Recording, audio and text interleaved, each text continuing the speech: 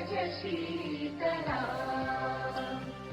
सस्य श्यामला मातरं वन्दे मातरम् शुभ्रज्योत्स्ना पुलकितयामिनी पुल्लकुसुमित द्रुमदलशोभिनी सुहासिनी सुमधुरभाषिणी सुखदां वरदां मातरं वन्दे मातरम् वन्दे मातरम्।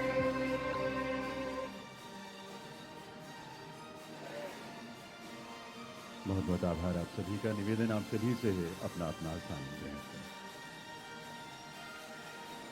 नमस्कार देवियों सज्जनों, 100 वर्ष पहले डॉक्टर केशव बलिराम हेडगेवार जी ने राष्ट्रीय स्वयंसेवक संघ के रूप में जो बीजारोपण किया था, उस संघ ने बीते 100 वर्षों में राष्ट्रीय चरित्र के निर्माण, सामाजिक और सांस्कृतिक जागरूकता और पुनरुत्थान के रूप में मां भारती की जो सेवा की है, उसके लिए प्रत्येक देशवासी राष्ट्रीय स्वयंसेवक संघ और इसका नेतृत्व करने वाली महान विभूतियों के प्रति कृतज्ञता और आदर का भाव उससे नतमस्तक होता है। ऐसे महान संगठन राष्ट्रीय स्वयंसेवक संघ की 100 वर्षों की गौरवपूर्ण यात्रा के इस स्मरणोत्सव में हार्दिक स्वागत अभिनंदन है इस देश के यशस्वी प्रधानमंत्री श्री नरेंद्र मोदी जी का। रेडियो सज्जनों, इस अवसर पर मंच पर गरिमामयी उपस्थिति है राष्ट्रीय स्वयंसेवक संघ के सरकार्यवाह माननीय श्री दत्तात्रेय होसवाले जी महोदय। आपका भी इस अवसर पर बहुत बहुत स्वागत अभिनंदन है। साथ ही मंच पर विराजमान हैं केंद्रीय संस्कृति एवं पर्यटन मंत्री श्री गजेंद्र सिंह शेखावत जी और दिल्ली की मुख्यमंत्री श्रीमती रेखा गुप्ता जी। आपका और सभागार में विराजमान सभी प्रतिष्ठित विभूतियों का, अतिथियों का स्वागत अभिनंदन है इस गौरवशाली आयोजन में। राष्ट्रीय स्वयंसेवक संघ के मूल्यों और संस्कारों का जीवन और ज्वलंत रूप है। देश के ऐसे यशस्वी प्रधानमंत्री श्री नरेंद्र मोदी जी से आपकी करतल ध्वनि के साथ मैं निवेदन करूंगा कि वे इस अवसर पर अपने संबोधन से हम सबको कृतार्थ करें। माननीय प्रधानमंत्री महोदय।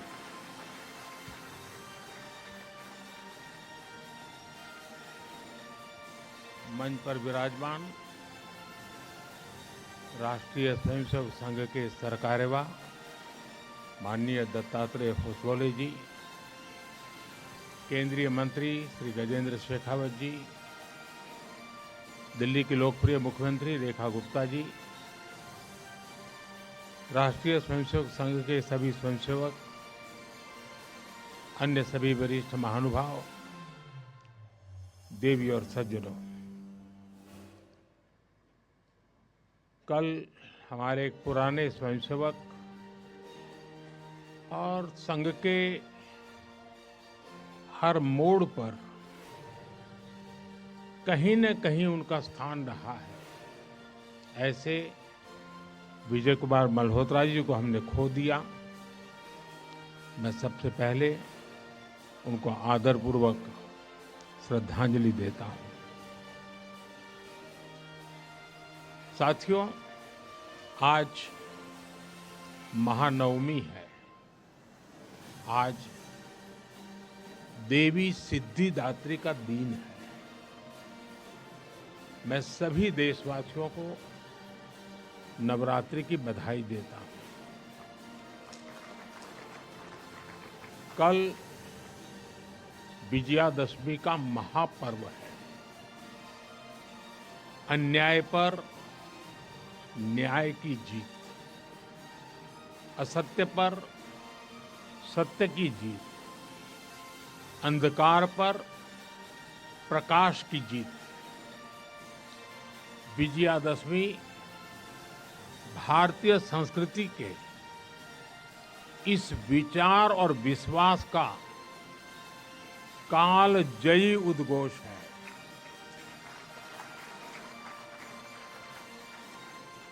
ऐसे महान पर्व पर 100 वर्ष पूर्व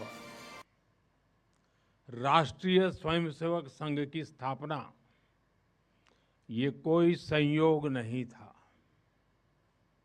ये हजारों वर्षों से चली आ रही उस परंपरा का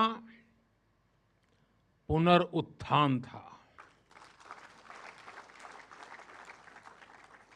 जिसमें राष्ट्र चेतना समय समय पर उस युग की चुनौतियों का सामना करने के लिए नए नए अवतारों में प्रकट होती है।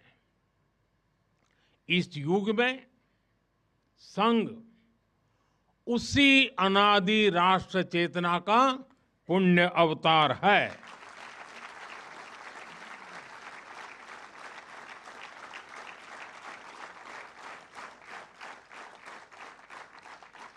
साथियों, यह हमारी पीढ़ी के स्वयंसेवकों का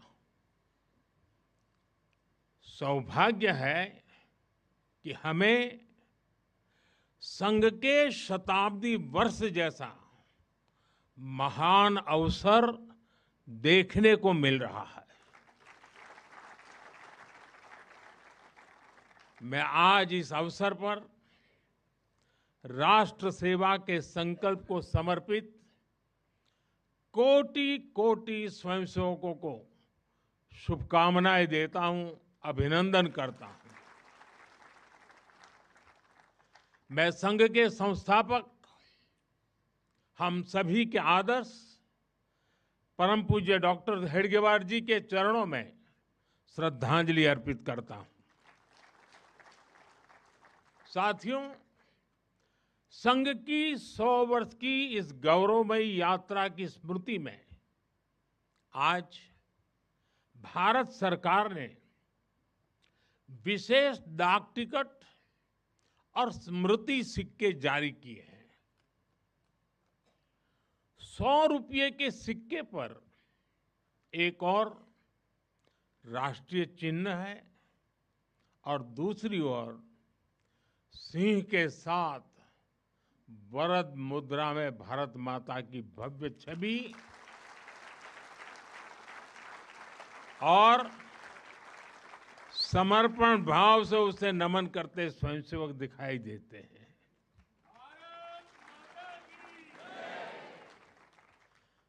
भारतीय मुद्रा पर भारत माता की तस्वीर संभवतः स्वतंत्र भारत के इतिहास में पहली बार ऐसा हुआ है।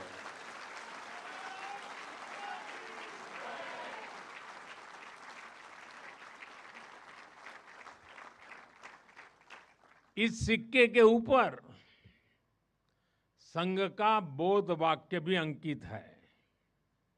राष्ट्राय स्वाहा इदं राष्ट्राय इदं न मम।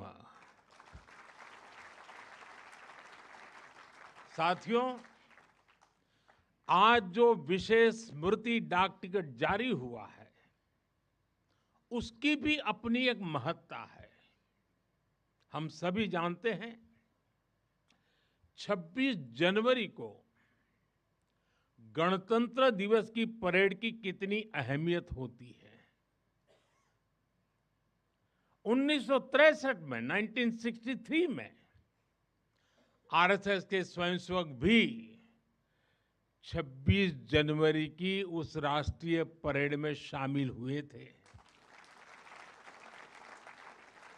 और उन्होंने आन बान शान से राष्ट्रभक्ति की धुन पर कदम ताल किया था। इस टिकट में उसी ऐतिहासिक क्षण की स्मृति है। साथियों, संघ के स्वयंसेवक जो अनवरत रूप से देश की सेवा में जुटे हैं, समाज को सशक्त कर रहे हैं, इसकी भी झलक एक स्मारक डाक टिकट में है।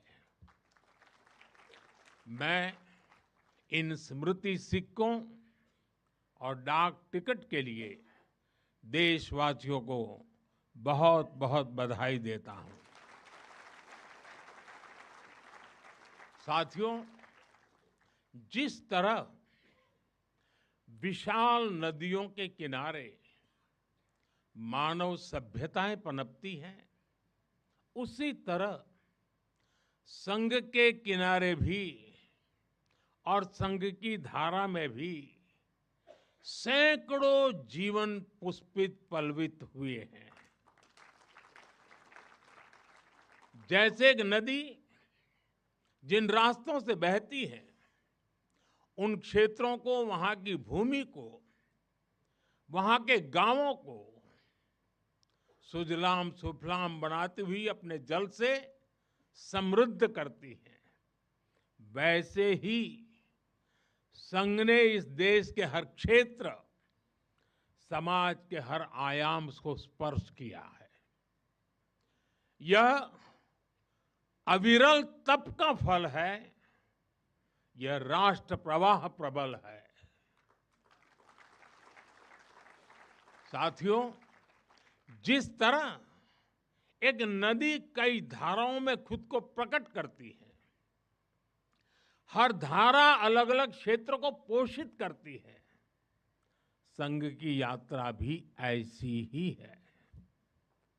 संघ के अलग अलग संगठन भी जीवन के हर पक्ष से जुड़कर राष्ट्र की सेवा करते हैं।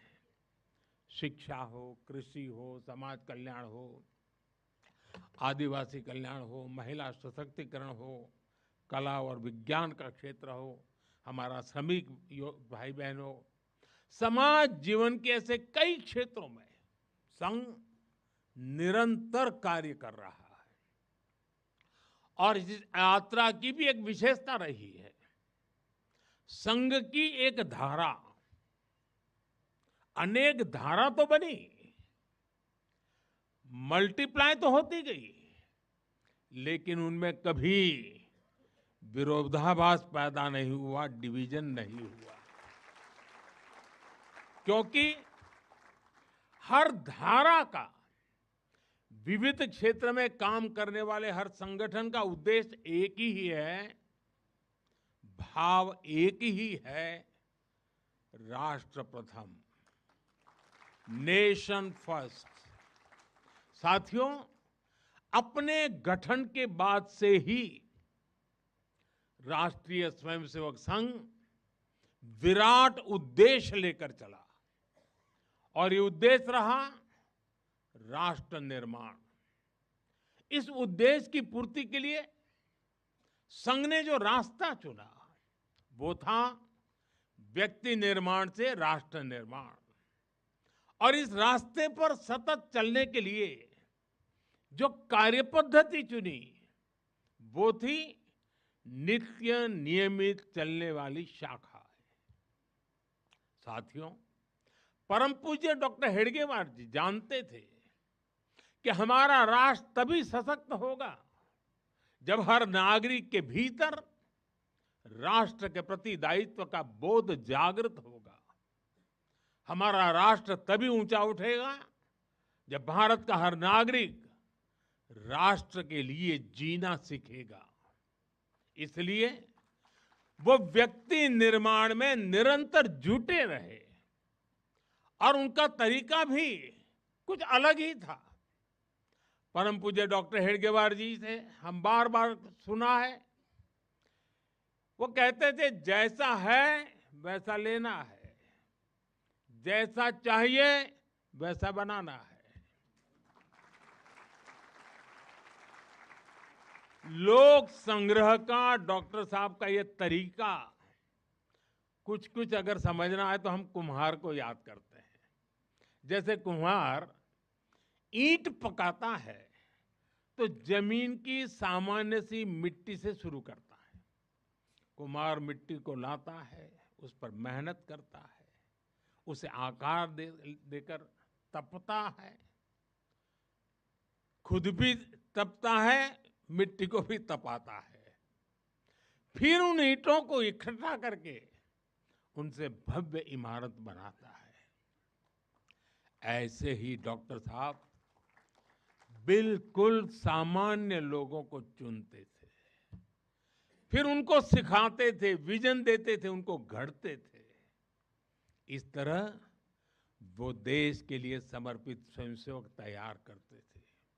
इसलिए संघ के बारे में कहा जाता है कि इसमें सामान्य लोग मिलकर असामान्य अभूतपूर्व कार्य करते हैं।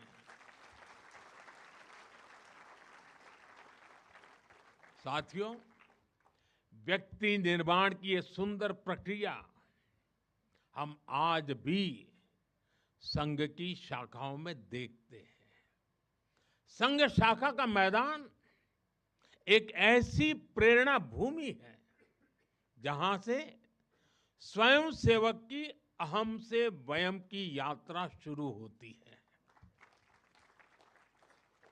संघ की शाखाएं व्यक्ति निर्माण की यज्ञ वेदी है। इन शाखाओं में व्यक्ति का शारीरिक, मानसिक और सामाजिक विकास होता है। स्वयंसेवकों के मन में राष्ट्र सेवा का भाव और साहस दिन प्रतिदिन पनपता रहता है। उनके लिए त्याग और समर्पण सहज हो जाता है। श्रेय के लिए प्रतिस्पर्धा की भावना समाप्त हो जाती है और उन्हें सामूहिक निर्णय और सामूहिक कार्य का संस्कार मिलता है। साथियों, राष्ट्र निर्माण का महान उद्देश्य व्यक्ति निर्माण का स्पष्ट पथ और शाखा जैसी सरल जीवंत कार्य पद्धति, यही संघ की 100 वर्षों की यात्रा का आधार बने हैं। इन्हीं स्तंभों पर खड़े होकर संघ ने लाखों स्वयंसेवकों को गढ़ा, जो विभिन्न क्षेत्रों में देश को अपना सर्वोत्तम दे रहे हैं, देश को आगे बढ़ाने के लिए निरंतर प्रयास कर रहे हैं। समर्पण से, सेवा से और राष्ट्र के उत्कर्ष की साधना से। साथियों, संघ जब से अस्तित्व में आया, संघ के लिए देश की प्राथमिकता ही उसकी अपनी प्राथमिकता रही है। इसलिए जिस कालखंड में जो बड़ी चुनौती देश के सामने आई, संघ ने उस कालखंड के अंदर अपने आप को झोंक दिया। संघ उससे जूझता रहा। आजादी की लड़ाई के समय देखें तो परम पूज्य डॉक्टर हेडगेवार जी समेत अनेक कार्यकर्ता ने स्वतंत्रता आंदोलन में हिस्सा लिया। डॉक्टर साहब कई बार जेल तक गए। आजादी की लड़ाई की कितने ही स्वतंत्रता सेनानियों को संघ संरक्षण देता रहा, उनके साथ कंधे से कंधा मिलाकर काम करता रहा। 1942 में 1942 में जब चिमूर में अंग्रेजों के खिलाफ आंदोलन हुआ तो उसमें अनेक स्वयंसेवकों को अंग्रेजों के भीषण अत्याचार का सामना करना पड़ा। आजादी के बाद भी हैदराबाद में निजाम के अत्याचारों के खिलाफ संघर्ष से लेकर गोवा के स्वतंत्रता आंदोलन और दादरा नगर हवेली की मुक्ति तक संघ ने कितने ही बलिदान दिए और भाव एक ही रहा, राष्ट्र प्रथम। लक्ष्य एक ही रहा, एक भारत श्रेष्ठ भारत। साथियों, राष्ट्र साधना की इस यात्रा में ऐसा नहीं है कि संघ पर हमले नहीं हुए, संघ के खिलाफ साजिशें नहीं हुई। हमने देखा है कैसे आजादी के बाद भी संघ को कुचलने का प्रयास हुआ। मुख्य धारा में आने देने का और उसे न आने से रोकने का अनगिनत षड्यंत्र हुए। परम पूज्य गुरु जी को झूठे केस में फंसाया गया, उन्हें जेल तक भेज दिया गया। लेकिन जब पूज्य गुरु जी जेल से बाहर आए तो उन्होंने सहज रूप से कहा, और शायद इतिहास की तवारीख में ये भाव, ये शब्द एक बहुत बड़ी प्रेरणा है। तब परम पूज्य गुरु जी ने बहुत सहजता से कहा था, कभी कभी जीभ दांतों के नीचे आकर दब जाती है, कुचल भी जाती है, लेकिन हम दांत नहीं तोड़ देते, क्योंकि दांत भी हमारे हैं और जीभ भी हमारी है। आप कल्पना कर सकते हैं, जिन्हें जेल में इतनी यातनाएं दी गई, जिन पर भांति भांति के अत्याचार हुए, उसके बाद भी परम पूज्य गुरु जी के मन में कोई रोष नहीं था, कोई दुर्भावना नहीं थी। यही परम पूज्य गुरु जी का ऋषि तुल्य व्यक्तित्व था। उनकी यही वैचारिक स्पष्टता संघ के प्रत्येक स्वयंसेवक के जीवन के मार्गदर्शक बनी। इसी ने समाज के प्रति एकात्मता और आत्मीयता के संस्कारों को सशक्त किया। और इसलिए चाहे संघ पर प्रतिबंध लगे, चाहे षड्यंत्र हुए, झूठे मुकदमे हुए, संघ के स्वयंसेवकों ने कभी कटुता को स्थान नहीं दिया, क्योंकि वो जानते हैं हम समाज से अलग नहीं है। समाज हम सबसे ही तो बना है। जो अच्छा है वो भी हमारा है, जो कम अच्छा है वो भी हमारा है। साथियों, और दूसरी बात, जिसने कभी कटुता को जन्म नहीं दिया, वो है प्रत्येक स्वयंसेवक का लोकतंत्र और संवैधानिक संस्थाओं में अडिग विश्वास। जब देश पर इमरजेंसी थोपी गई तो इसी एक विश्वास ने हर स्वयंसेवक को ताकत दी, उसे संघर्ष करने की क्षमता दी। इन्हीं दो मूल्यों, समाज के साथ एकात्मता और संवैधानिक संस्थाओं के प्रति आस्था ने संघ के स्वयंसेवकों को हर संकट में स्थित प्रज्ञ बना के रखा, समाज के प्रति संवेदनशील बनाए रखा। इसलिए समाज के अनेक थपेड़े झेलते हुए भी संघ आज तक विराट वट वृक्ष की तरह अडिग खड़ा है। देश और समाज की सेवा में निरंतर कार्य कर रहा है। अभी यहां हमारे एक स्वयंसेवक ने इतनी सुंदर प्रस्तुति दी, शून्य से एक शतक बने, शून्य से एक शतक बने, अंक की मन भावना, भारती की जय विजय हो, ले हृदय में प्रेरणा, कर रहे हम साधना, मातृभू आराधना।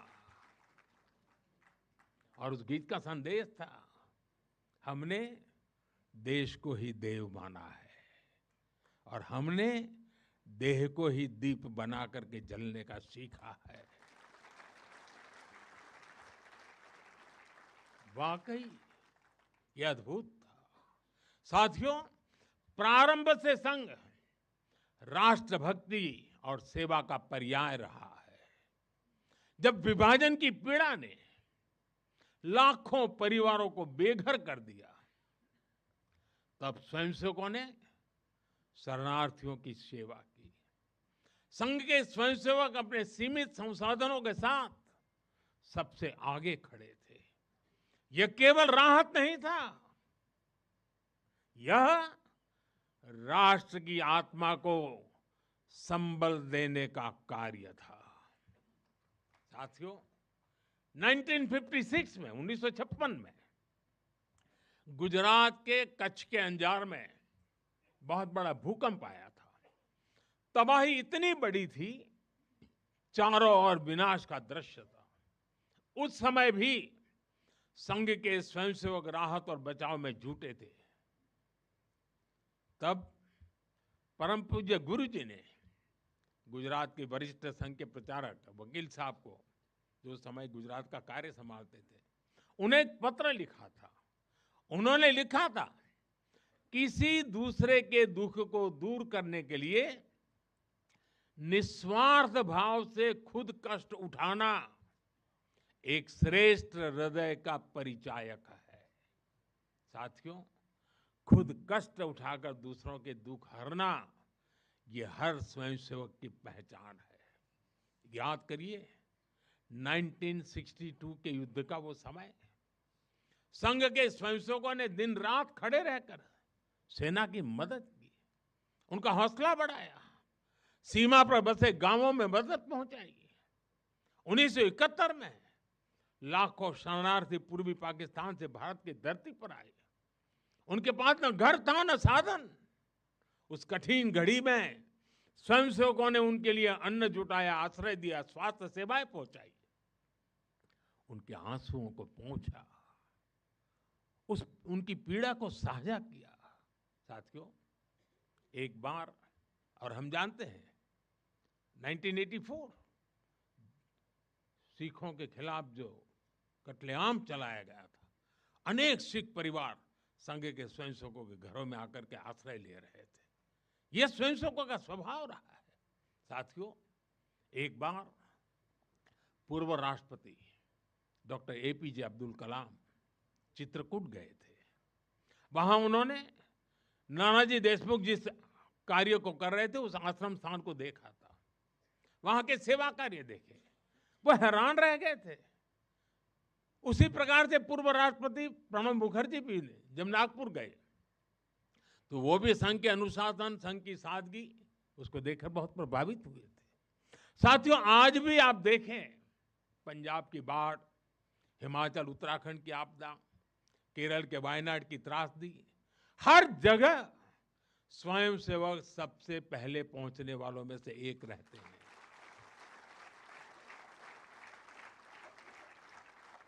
कोरोना काल में तो पूरी दुनिया ने संघ के साहस और सेवा भाव का प्रत्यक्ष प्रमाण देखा है। साथियों, अपनी 100 वर्ष की इस यात्रा में संघ का एक बड़ा काम ये रहा है, उसने समाज के अलग अलग वर्गों में आत्मबोध जगाया, स्वाभिमान जगाया। और इसके लिए संघ देश के उन क्षेत्रों में भी कार्य करता रहा है जो दुर्गम है, जहां पहुंचना सबसे कठिन है। हमारे देश में लगभग 10 करोड़ आदिवासी भाई बहन हैं, जिनके कल्याण के लिए संघ लगातार प्रयासरत है। लंबे समय तक सरकारों ने उन्हें प्राथमिकता नहीं दी, लेकिन संघ ने उनकी संस्कृति, उनके पर्व, उत्सव, उनकी भाषा और परंपराओं को सर्वोच्च प्राथमिकता दी। सेवा भारती, विद्या भारती, एकल विद्यालय, वनवासी कल्याण आश्रम आदिवासी समाज के सशक्तिकरण का स्तंभ बनकर के उभरे। आज हमारे आदिवासी भाई बहनों में जो आत्मविश्वास आया है, वो उनके जीवन में बदल रहा है।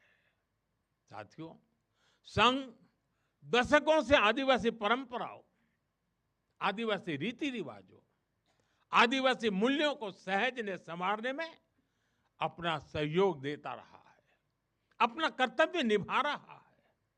उसकी तपस्या ने भारत की सांस्कृतिक पहचान सुरक्षित रखने में बड़ी भूमिका निभाई है।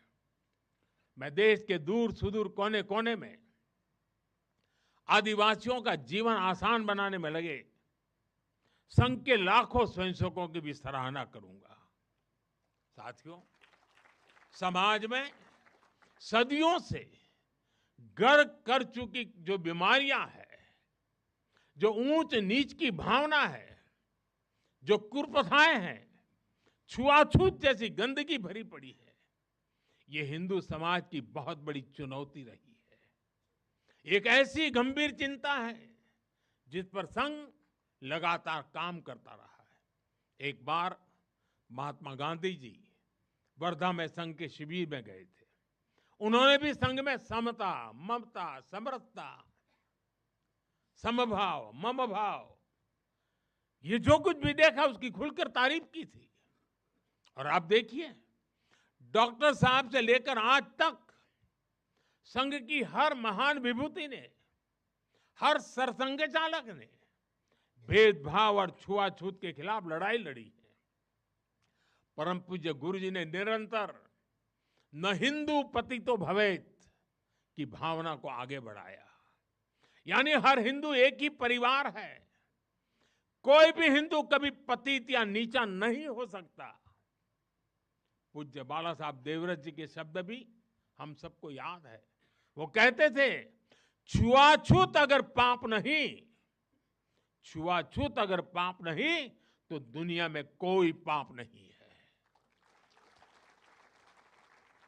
सरसंघ चालक रहते हुए पूज्य रज्जू भैया जी और पूज्य सुदर्शन जी ने भी इसी भावना को आगे बढ़ाया।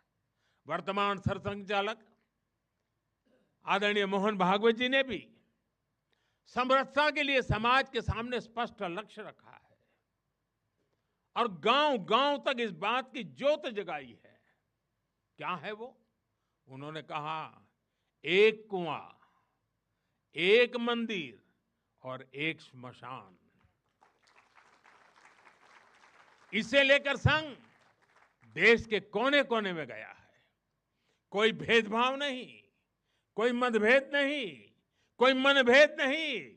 यही समरसता का आधार है, यही सर्वसमावेशी समाज का संकल्प है।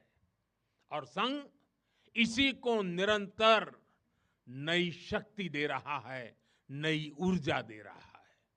साथियों, जब 100 साल पहले संघ अस्तित्व में आया था तो उस समय की आवश्यकताएं, उस समय के संघर्ष कुछ और थे। तब हमें सैकड़ों वर्षों की राजनीतिक गुलामी से मुक्ति पानी थी, अपने सांस्कृतिक मूल्यों की रक्षा करनी थी। लेकिन आज 100 वर्ष बाद जब भारत विकसित होने की तरफ बढ़ रहा है, जब भारत दुनिया की तीसरी सबसे बड़ी इकोनॉमी बनने जा रहा है,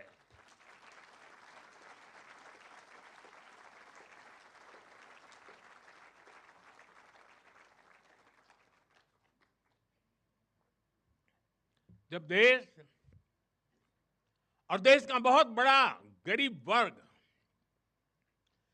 गरीबी को परास्त करके, गरीबी को पराजित करके आगे आ रहा है, जब हमारे युवाओं के लिए नए नए सेक्टर्स में नए अवसर बन रहे हैं, जब ग्लोबल डिप्लोमेसी से क्लाइमेट पॉलिसीज तक भारत विश्व में अपनी आवाज बुलंद कर रहा है, तब आज के समय की चुनौतियां अलग है, संघर्ष भी अलग है।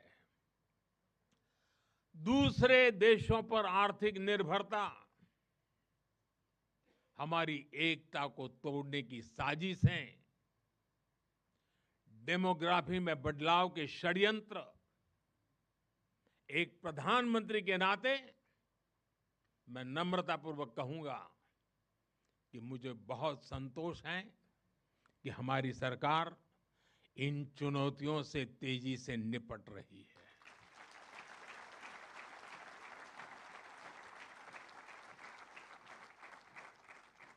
वहीं एक स्वयंसेवक के नाते मुझे ये भी खुशी है कि राष्ट्रीय स्वयंसेवक संघ ने न केवल इन चुनौतियों को पहचान की है, बल्कि इन चुनौतियों से निपटने के लिए ठोस रोड मैप भी बनाया है।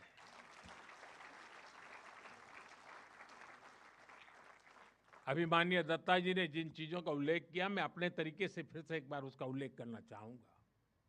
साथियों, संघ के पंच परिवर्तन, स्वबोध, सामाजिक समरसता, कुटुंब प्रबोधन, नागरिक शिष्टाचार और पर्यावरण, ये संकल्प हर स्वयंसेवक के लिए देश के समक्ष उपस्थित चुनौतियों को परास्त करने की बहुत बड़ी प्रेरणा है। साथियों, स्वबोध यानी स्वयं का बोध, स्वबोध यानी गुलामी की मानसिकता से मुक्त होकर अपनी विरासत पर गर्व करना, स्वभाषा पर गर्व करना। स्वबोध यानी स्वदेशी, आत्मनिर्भर होना। और मेरे देशवासियों, ये बात समझ के चलिए, आत्मनिर्भर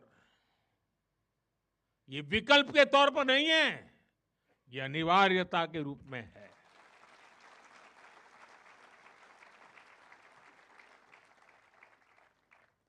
हमें स्वदेशी के अपने मूल मंत्र को समाज का संकल्प बनाना है।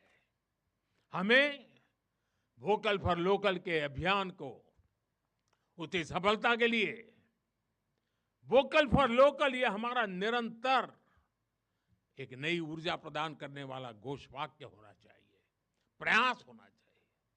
साथियों, संघ ने सामाजिक समरसता को हमेशा अपनी प्राथमिकता बनाए रखा है। सामाजिक समरसता यानी वंचित को वरीयता देकर सामाजिक न्याय की स्थापना करना, देश की एकता को बढ़ाना। आज राष्ट्र के सामने ऐसे संकट खड़े हो रहे हैं जो हमारी एकता, हमारी संस्कृति और हमारी सुरक्षा पर सीधा प्रहार कर रहे हैं।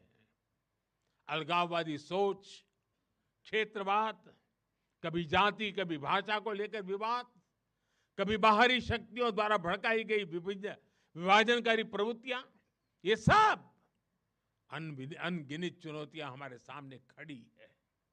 भारत की आत्मा हमेशा विविधता में एकता ही रही है। अगर इस सूत्र को तोड़ा गया तो भारत की शक्ति भी कमजोर होगी और इसलिए हमें इस सूत्र को निरंतर जीना है, उसे मजबूती देनी है।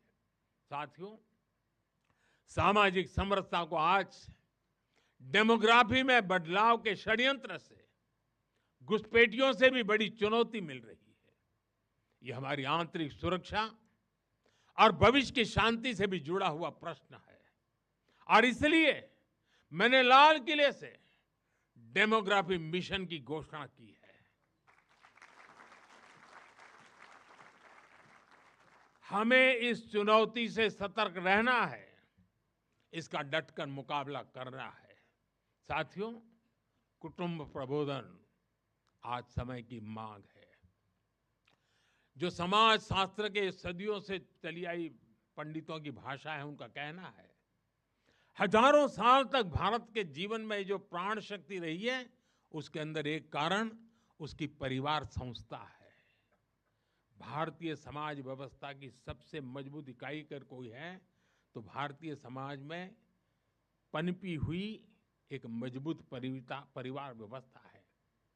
कुटुंब प्रबोधन यानी उस परिवार संस्कृति का पोषण जो भारतीय सभ्यता का आधार है, जो भारतीय संस्कृति से प्रेरित है, जो जड़ों से जुड़े हैं। परिवार के मूल्य, बुजुर्गों का सम्मान, नारी शक्ति का आदर, नौजवानों में संस्कार, अपने परिवार के प्रति दायित्व को निभाना, उसे समझना, उस दिशा में परिवार को, समाज को जागरूक करना बहुत ही आवश्यक है। साथियों, अलग अलग कालखंड में जो भी देश आगे बढ़ा, उसमें नागरिक शिष्टाचार की बहुत बड़ी भूमिका रही है। नागरिक शिष्टाचार अर्थात कर्तव्य की भावना, नागरिक कर्तव्य का बोध हर देशवासी में हो। स्वच्छता को बढ़ावा, देश की संपत्ति का सम्मान, नियमों और कानूनों का सम्मान, हमें इसे लेकर आगे बढ़ना है। हमारे संविधान की भावना है नागरिक अपने कर्तव्यों का पालन करे।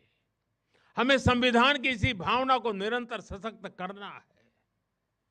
साथियों, पर्यावरण की रक्षा वर्तमान और आने वाली पीढ़ियों के लिए बहुत जरूरी है। ये पूरी मानवता के भविष्य से जुड़ा है। हमें इकोनॉमी के साथ ही इकोलॉजी की भी चिंता करनी है।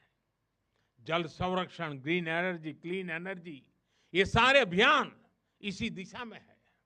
साथियों, संघ के ये पंच परिवर्तन, ये वो साधन है जो देश का सामर्थ्य बढ़ाएंगे, जो देश को विभिन्न चुनौतियों से निपटने में मदद करेंगे, जो 2047 तक विकसित भारत के निर्माण का आधार होंगे।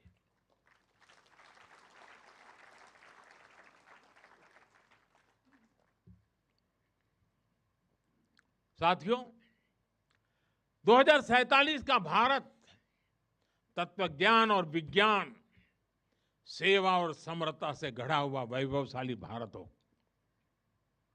यही संघ की दृष्टि है, यही हम सब स्वयंसेवकों की साधना है और यही हमारा संकल्प है।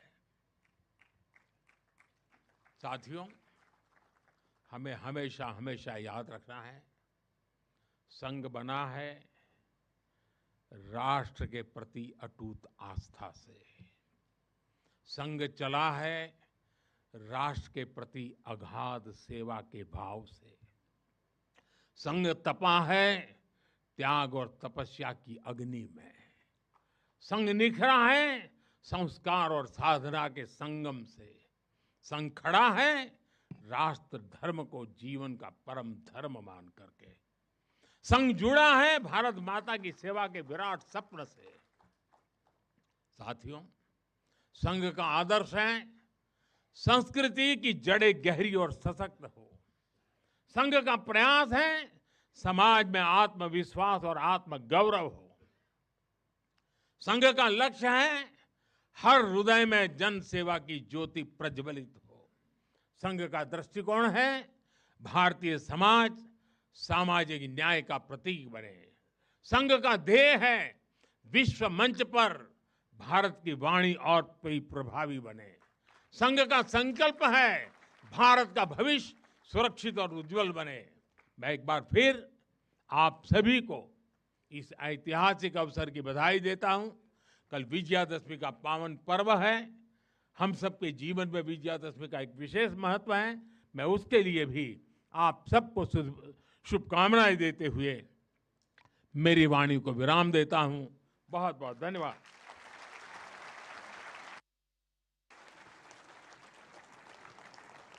देवियों सज्जनों, आप सभी से अनुरोध है, आप सभी अपने अपने स्थान पर खड़े हों राष्ट्रगान के लिए।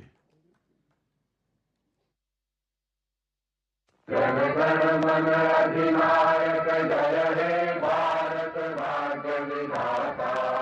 पंजाब सिंधु गुजरात मराठा द्राविड़ उत्कल गंगा, विंध्य हिमाचल यमुना गंगा उच्छल जलधि तरंगा।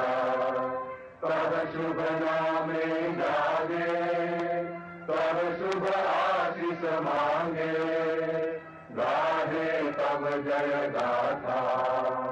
जन गण मंगलदायक जय हे भारत भाग्य विधाता।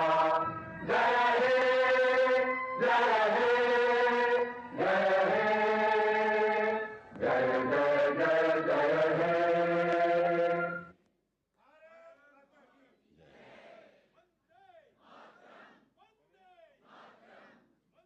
आइए हम सब मिलकर करतल ध्वनि के साथ हृदय से आभार व्यक्त करें इस देश के यशस्वी प्रधानमंत्री माननीय श्री नरेंद्र मोदी जी का। राष्ट्रीय स्वयंसेवक संघ के 100 वर्षों की गौरवशाली यात्रा के स्मृति में आयोजित इस कार्यक्रम में मुख्य अतिथि के रूप में आपका शुभागमन और आपका प्रेरक उद्बोधन हम सबके लिए गर्व की बात है।